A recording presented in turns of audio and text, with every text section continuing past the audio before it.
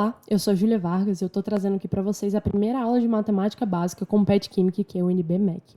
Para essa primeira aula, separamos aqui alguns conteúdos que achamos extremamente interessantes. Caso você tenha interesse ou já esteja em um curso de graduação que esteja dentro das áreas das exatas, que são justamente os algarismos significativos e análise dimensional. Dentro dos algarismos significativos, a gente espera ensinar para vocês como ler da forma correta, como operá-los e também as regras de arredondamento, justamente para você não perder nenhum ponto naquelas suas provas importantes ao longo do curso. E a análise dimensional a gente vai começar primeiro explicando o que é e para que serve, já que é uma ferramenta que a gente tem um pouco mais de contato quando a gente entra no ensino superior. E a gente vai ensinar para vocês também como usá-la de forma a fazer conversões e confirmação de unidades de medida.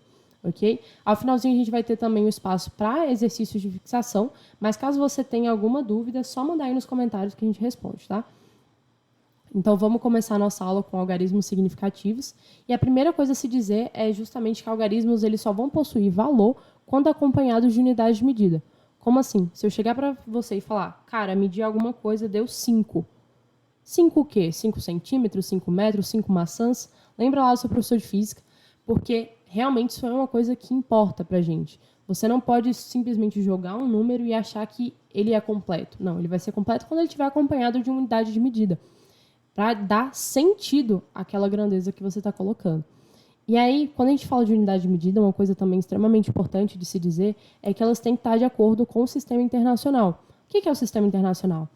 Ele surgiu como uma convenção justamente para padronizar as unidades usadas ao redor do mundo, para que você não tivesse dificuldade de entender e não tivesse que sempre converter números e converter resultados para entender na íntegra aqueles estudos que estão sendo feitos. Então, por exemplo, se tem um país que usa Fahrenheit e tem um país que usa Celsius, quando você vai comparar resultados de pesquisas, por exemplo, essa diferença na forma de apresentar os resultados talvez não facilite o entendimento do leitor. Então, para isso que surge o Sistema Internacional de Medidas, né? Para ele dar um pouco de facilidade na interpretação de resultados e também para falar um pouco sobre a plausibilidade de medidas de acordo com o equipamento. Então, por exemplo, quando eu falo que eu vou medir alguma coisa e eu tenho uma régua, eu só posso dar resultados que estejam dentro daquela tabela ali de medidas que a régua dá. Então, eu não posso dar um resultado com 4 casas decimais se eu estou usando uma régua. Ele não é um resultado plausível em relação ao equipamento. E isso serve para qualquer coisa, seja um equipamento clássico, seja um equipamento moderno, seja qualquer tipo de equipamento. Você sempre tem que ter essa noção de plausibilidade de medidas em relação ao equipamento. E o Sistema Internacional de Medidas, ele traz também algumas outras coisas que são importantes para a gente. A primeira delas é que quando você está usando a simbologia daquela sua unidade, ela não vai para o plural, nunca. Eu posso falar metros, eu posso falar centímetros, mas quando eu estiver representando metros só pelo Mzinho, eu não vou colocar MS. Porque se eu colocar MS, eu estou colocando, na verdade, ao invés de metros, estou colocando metros segundo, que é uma unidade completamente diferente. Eu trouxe até aqui um exemplo que é da diferença entre 1 ampere e 1 ampere S, né, que seria segundos. Porque quando a gente fala 1 ampere, é uma coisa completamente diferente de colocar 1 AS, porque a S é, na verdade, a unidade de Coulomb, né? Então, se atentem que, quando você está usando a simbologia de unidade de medida, ela nunca vai para o plural, tá? É uma coisa muito importante, porque esse tipo de erro pode acabar criando unidades que não existem ou implicando em uma falta de plausibilidade dos seus resultados, tá bom? O sistema internacional ele traz também uma diferenciação entre unidades fundamentais e unidades derivadas. Mas, Júlia, o que é isso? Uma unidade fundamental é aquela unidade mais básica que a gente tem. E o sistema ele traz para a gente comprimento, tempo, massa, corrente elétrica, quantidade de matéria e intensidade luminosa como as unidades fundamentais. Essas unidades elas podem ser arranjadas de milhares e milhares de formas, tá? E quando a gente arranja 2 ou mais dessas unidades, a gente chama de unidades derivadas. Ou seja, elas são unidades que foram criadas a partir das fundamentais, mas não são tão simples assim, digamos, né? E caso você não esteja familiarizado, comprimento, medido em metro, tempo, medido em segundo, massa, medida em quilograma, corrente elétrica, medida em ampere, quantidade de matéria, medida em mol, e intensidade luminosa em candela. Tá? Esse CD aí, que é uma unidade um pouco diferente do que a gente está acostumado.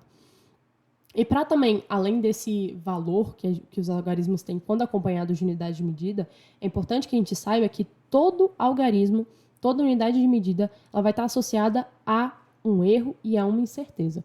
Como assim, Júlia? Erros, eles vão representar a variação entre o resultado obtido com a sua medida e o valor real da sua grandeza, enquanto a incerteza são, na verdade, estimativas da confiabilidade dos resultados da sua medição.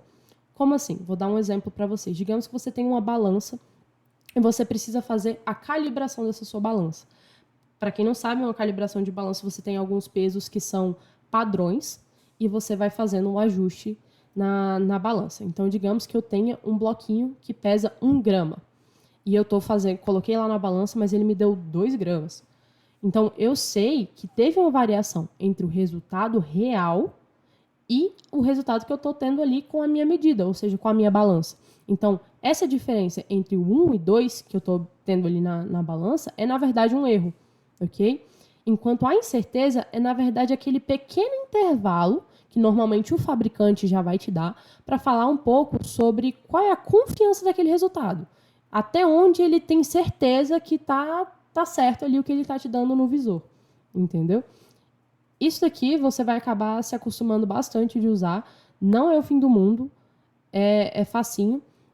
Incerteza, normalmente, caso você já tenha feito alguns exercícios de física com esse tipo de forma de escrita mesmo, é aquilo, a incerteza e o erro, eles estão naquele valor que vem depois do mais ou menos. Aquilo ali são as incertezas e os erros do seu resultado, ok? Dito tudo isso, trago aqui finalmente o que são algarismos significativos. Algarismos significativos são todos os algarismos conhecidos pelo experimentalista, somado ao primeiro valor duvidoso. A quantidade de algarismo significativo é influenciada pela acurácia do equipamento utilizado. O que é a acurácia? É a soma da exatidão e da precisão. Caso você não esteja familiarizado com esse tipo de conceito, eu trouxe aqui um espacinho para explicar para vocês o que é a exatidão e o que é a precisão. Digamos que você tem um alvo e você está jogando dardo com os seus amigos. Se todos vocês acertarem no mesmo cantinho, mas não no meio, vocês vão ter um resultado que é preciso, ou seja, todas as medições estão razoavelmente perto, mas não é acurado porque ele está longe do valor real, digamos assim. Se você tiver resultados muito espaçados, mas longe também do centro, você tem um resultado que não é preciso e não é acurado. O ideal, sempre, é o preciso e o acurado, ou seja, são resultados relativamente semelhantes, perto do seu valor real que você está procurando, tá? E aí a gente começa a entrar um pouquinho nas regras para a leitura de algarismos significativos. Primeiro de tudo, evite arredondar números que sejam acompanhados de base 10. Se você está trabalhando com um número, por exemplo, a velocidade da luz, se você pegar lá o número é 299 e algumas outras casas para frente, se você simplesmente pegar aquele resultado e arredondar para uma base 10, o que vai acontecer é que você vai ter um 3. Mas quando você está falando 3 a 10 a oitava, né, metros por segundo, se não me falha a memória. Mas quando você trabalha com um número expandido, você tem resultados muito mais acurados, ok? A base 10 e o expoente não são considerados algarismos significativos. Então, digamos que você tem 1,602 vezes 10 alguma coisa. 10 a 19. O que você vai usar para análise dos seus algarismos significativos é esse 1,602. O 10 a 19 não vai ser considerado algarismo significativo. O algarismo zero, ele não é considerado significativo desde que não seja precedido de outro algarismo diferente de zero. É aquela coisa que a gente sempre fala, né? Aquele ditado popular, zero à esquerda, não importa, ok? Finalmente, vamos passar um pouquinho para as operações. E é importante dizer que você tem que tratar os algarismos significativos como se eles fossem... você tem que usar os algarismos significativos sempre que você estiver fazendo qualquer tipo de manipulação matemática. Então, para realizar soma, subtração, multiplicação e divisão, todos os algarismos significativos devem ser usados. Mas observe, o resultado final ele deve apresentar a mesma quantidade de algarismos significativos daquele que possuir o menor número deles. Por quê? Quando a gente fala de precisão, por exemplo, a gente está falando sobre a quantidade de casas decimais que são confiáveis. Então, se você tem uma medida que tem ali 3, 4, 5 casas decimais, você tem uma medida que está muito confiável, digamos assim. Mas aí você tem uma outra que precisa, por exemplo, multiplicar aquela sua grandeza e você está trabalhando com um equipamento, uma unidade que tem uma casa decimal. Você não pode confirmar que aquela precisão vai se manter. Então, para isso, a gente usa sempre como resultado final o arredondamento para aquele número que tiver a mesma quantidade de algarismos significativos daquele que você usou que tiver o menor número de números significativos. Ficou um pouco confuso, mas vamos exemplificar aqui com um exercício. Então, digamos que alguma coisa aconteceu no seu laboratório e você precisa somar 34,06 mais 90,215. Observe que o 90,215 ele tem mais unidades decimais, ok? Mais casas decimais. Mas você tem como se fosse um reagente limitante aqui, que seria esse 0,6, porque ele te dá uma precisão só até a segunda casa. Então, você não pode garantir que essa última casa aqui, por exemplo, ela vai continuar sendo tão precisa, agora que você tem uma outra medida que não é assim tão precisa assim, ok? Então, você faz a conta, considerando todos os algarismos significativos, obtém aqui o seu resultado, com todos os algarismos significativos que você puder utilizar, mas na hora de apresentar aquele seu resultado final, você precisa entregar com a menor quantidade de algarismos significativos em relação àquilo que você usou para fazer essa conta. Então, considerando aqui que eu tenho 1, 2, 3, 4 algarismos significativos, o meu resultado final ele tem que ser apresentado como 4 algarismos significativos. 1, 2, 3, 4. Ok? É assim que funcionam os algarismos significativos. Só que para você conseguir fazer esse arredondamento da forma correta, existem algumas regrinhas. E eu trouxe aqui para vocês.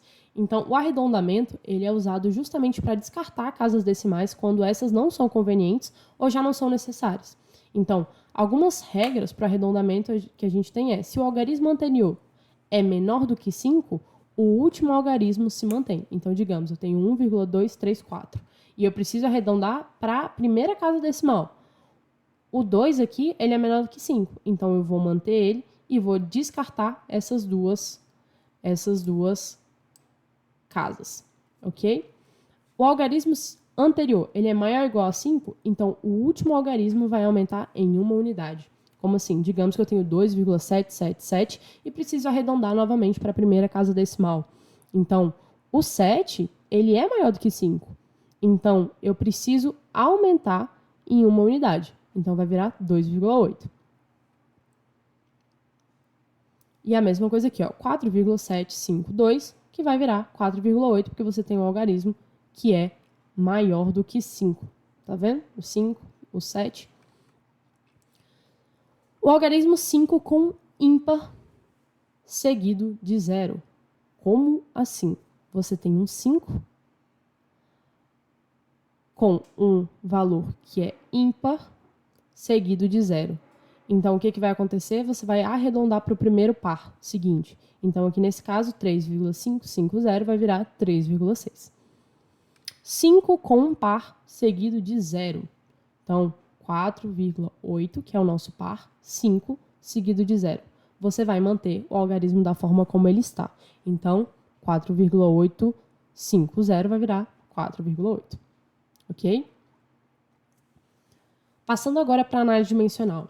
O que é análise dimensional? É uma ferramenta que vai possibilitar prever, inspecionar e adaptar unidades físicas durante a resolução de equações.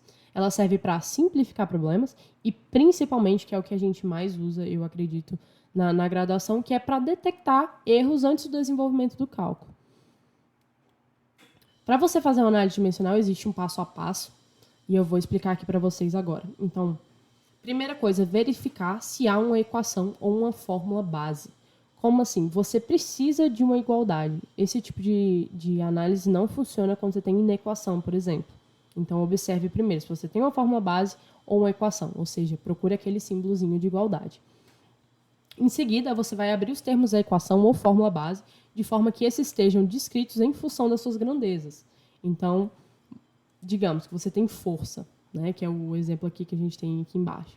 Você sempre vai abrir e vai colocar massa, aceleração. Então, você vai quilograma metro segundo a menos 2, ok? Em seguida, o que você vai fazer? Você vai manipular as unidades como se fossem números. Ou seja, você vai multiplicar, você vai dividir, para encontrar as unidades de grandeza, de interesse ou identificar se algum erro foi cometido. Digamos que você quer um resultado de velocidade. E aí, depois que você faz todo o seu cálculo, você observa que, na verdade, a velocidade que você obteve foi quilograma metro por segundo. Esse quilograma ele não devia estar ali se o seu resultado é uma velocidade. Percebe? Então, é para isso que serve a análise dimensional, é para observar as unidades que você tem associada àquele seu valor e ver se você não cometeu alguma coisa, se está faltando alguma informação, enfim, nesse sentido. Agora eu trouxe aqui um exemplo para vocês, para a gente avaliar a dimensão de pressão por meio de componentes dimensionais, que são a força e a área. Já me aconteceu muito de estar no meio de uma prova, esquecer qual era a unidade de uma grandeza e ter que fazer ali na mão, correndo para conseguir resolver a questão. Então, por exemplo, digamos, está numa prova, precisa da unidade de pressão. Eu não lembro qual a unidade de pressão de cabeça, mas eu sei que uma pressão ela vai ser sempre uma força aplicada sobre uma área. E eu sei que força vai ser sempre uma massa vezes uma aceleração. Então, massa vezes aceleração. Ou seja, força vai ser quilograma vezes metro por segundo ao quadrado. Ok? E eu sei que uma área vai ser sempre um lado vezes o outro. Então, lado, lado. Por exemplo, se a gente está falando de comprimento, metro, metro. Ou seja, metro ao quadrado. O que você vai fazer agora? Você vai pegar aquela sua fórmula base, ou seja, pressão igual a força sobre área, e vai colocar dentro dessa fórmula as unidades que você determinou. Ou seja, isso e isso. Você vai colocar, substituir naquela sua equação básica. Então, só um detalhe aqui, ó. Esse símbolozinho é portanto. Portanto, pressão vai ser igual a quilograma metro segundo a menos 2, dividido por metro, metro. Aí agora o que você vai fazer? Você vai agir como se fosse realmente um número. Então você tem metro em cima, tem metro embaixo, corta. Ok? E aí com isso você vai chegar na unidade final de pressão. O que é a unidade final de pressão? Quilograma dividido por metro por segundo ao quadrado. Que no sistema internacional a gente chama de Pascal, PA. Ah, Júlia, mas esse quilograma metro segundo ao quadrado está diferente desse newton metro quadrado. Não, não tá. Esse resultado aqui, ó, newton metro ao quadrado, é justamente isso aqui, ó. Essa é a unidade de newton. Isso aqui é a unidade de newton, isso aqui é a unidade de metro ao quadrado. O que a gente fez foi só simplificar, mas na verdade elas continuam sendo a mesma unidade, ok? E é possível manipular as fórmulas de várias formas para determinar as unidades de qualquer incógnita. Então, digamos, você sabe qual é a unidade de pressão, mas por alguma razão você esqueceu qual é a unidade de força. O que você vai fazer? Passa a área lá para o outro lado e faz o mesmo procedimento. Você pode manipular as fórmulas da forma que for mais interessante para você para determinar qualquer incógnita que você tiver na sua equação. Ok? Um outro uso bastante convencional da análise dimensional é justamente na conversão de unidades. Então, como é que você vai fazer isso? Você vai trabalhar com unidades que sejam complementares, que sejam ali do mesmo campo. Então, se você quer converter hora e minuto, você vai trabalhar com hora e minuto. Você vai trabalhar com hora e segundo. Então, suponha que você precisa converter 40 km por hora para metros por segundo. Sabendo que 1 km é 1.000 metros e 1 hora são 3.600 segundos, o que você vai fazer? Você vai colocar aqui a sua unidade que você quer, a unidade que você tem, então 40 km por hora. E o que você precisa? Você precisa multiplicar por um fator de correção. Então, você vai adicionar unidades, o que eu gosto de chamar de unidades invertidas, né? Então, se você tem hora embaixo, o que você tem que fazer? Você tem que adicionar uma hora em cima. Só que você precisa multiplicar toda essa equação como se você estivesse multiplicando por 1. Então, 1 hora e 3.600 segundos é a mesma coisa. Então, é como se você estivesse multiplicando por 1. Mas o que você vai fazer? Com isso, você vai cortar a hora. E você vai passar a ter unidade de segundo. Mesma coisa para quilômetro e metro. Você precisa tirar o quilômetro, porque você está querendo converter para metro. Então, você vai colocar quilômetro embaixo, que é a unidade que você quer cortar, e você vai colocar o equivalente a ela. Então, você sabe que 1.000 metros é equivalente a 1 quilômetro. Então, esse segundo colchete aqui, na verdade, você está multiplicando novamente por 1. Só que, com isso, você vai cortando as unidades que são semelhantes e chegando na unidade que você quer, que é metros por segundo. E aí você faz a conversão, que seria 40, né, dividido por 3.600 segundos. Você chega em 11,1 metros por segundo, ok? Trouxe aqui alguns exercícios de fixação de tudo que eu falei durante a aula. Temos um de algarismo significativo, um de arredondamento e esse daqui que é de análise dimensional. Então, por exemplo, determine qual deve ser a unidade da constante gravitacional G utilizada na lei da gravitação de Newton, sabendo que a lei da gravitação está aí, né? F igual a G, massa 1, massa 2, dividido pelo diâmetro, pela distância ao quadrado, sabendo que M1 e M2 está sendo medido em quilograma, D a distância está sendo medida em metro, e F está sendo medido em Newton, que é a força, né? Então, o que você vai fazer? Você quer determinar qual é a unidade da constante gravitacional. O primeiro passo é justamente organizar essa equação. Então, se você quer determinar G, o que você tem que fazer? Você tem que organizar a equação. Deixa G sozinho e passa tudo para o outro lado. Então, você vai ter força que multiplica a distância ao quadrado, tudo isso sendo dividido pelo massa 1, massa 2. Ok? Esse é o primeiro passo. Agora, o que você vai fazer? Você vai substituir as unidades que o problema te deu. Então, você sabe que força é em Newton, distância é em metro, então metro quadrado, e massa é em quilograma. Então, você tem quilograma, ok? Ou, de uma forma mais simples, você vai ter quilograma ao quadrado, ok? Note que M e quilograma aqui são unidades fundamentais, mas Newton não é uma unidade derivada. Então, o que você pode fazer? Você ainda pode abrir um pouco mais essa equação, que é o que a gente vai fazer agora. Então, vamos seguir aqui. Você tem G, que vai ser igual... Aí tem até aqui a colinha, né? Do que é Newton. Então, vamos lá. Quilograma, metro, segundo ao quadrado. Uma outra forma de você colocar isso é segundo a menos 2, o que você sentir mais confortável. Você tem metro quadrado e você mantém o que você já tinha na equação. Agora é uma questão de cortar, de organizar essa equação. Então, você quilograma, opa.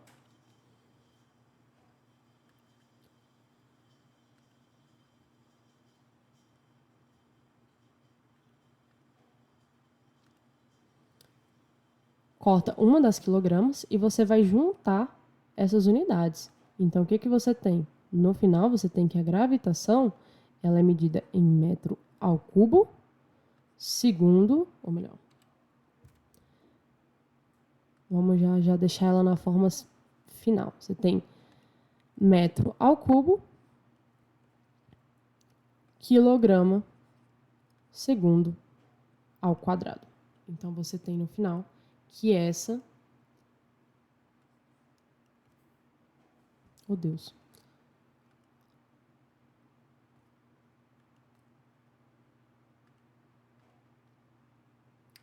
Você tem que essa é a sua unidade de gravitação. Digamos, por exemplo, que você quisesse, na verdade, encontrar qual era a medida de massa 1 e massa 2. Desse M1 e M2. Está na prova, não lembrou o que é. Faz toda a organização, volta, joga a gravitação para um lado, joga a distância para o outro e determina qual é ali a unidade. É a mesma coisa para qualquer unidade. Só fazer a manipulação da forma, de forma que você tenha a unidade que você quer encontrar exclusiva de um lado e só depois substituir as que você já tem e fazer todos os cortes, as simplificações que forem necessárias. Ok? Vamos lá. Próximo. Converta 25 ml para litro utilizando o método da análise dimensional. Essa é bem facinha, então vamos lá.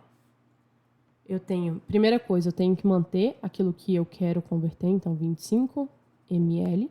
E agora o que eu tenho que fazer? Eu tenho que trabalhar a multiplicação por 1. Eu preciso cortar ml, então eu sei que ml tem que estar no denominador. ok?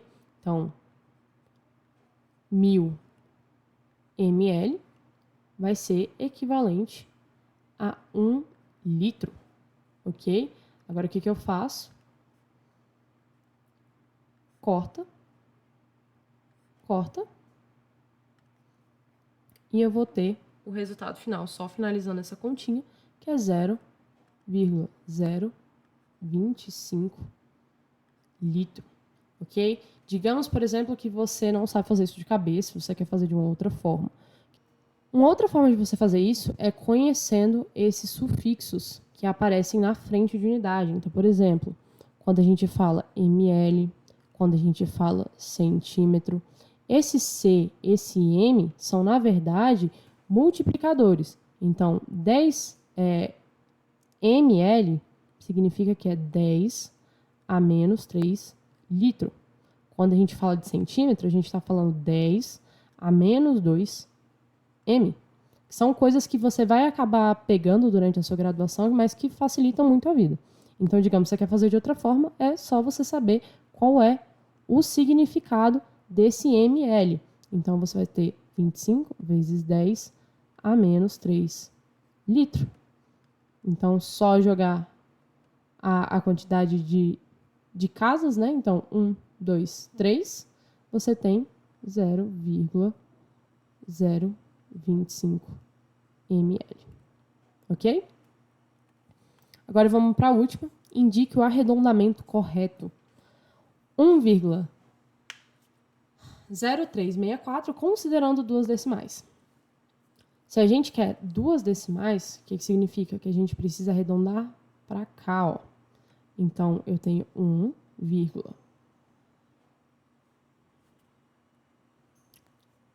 edita essa parte na edição, tá? Ô, buceta.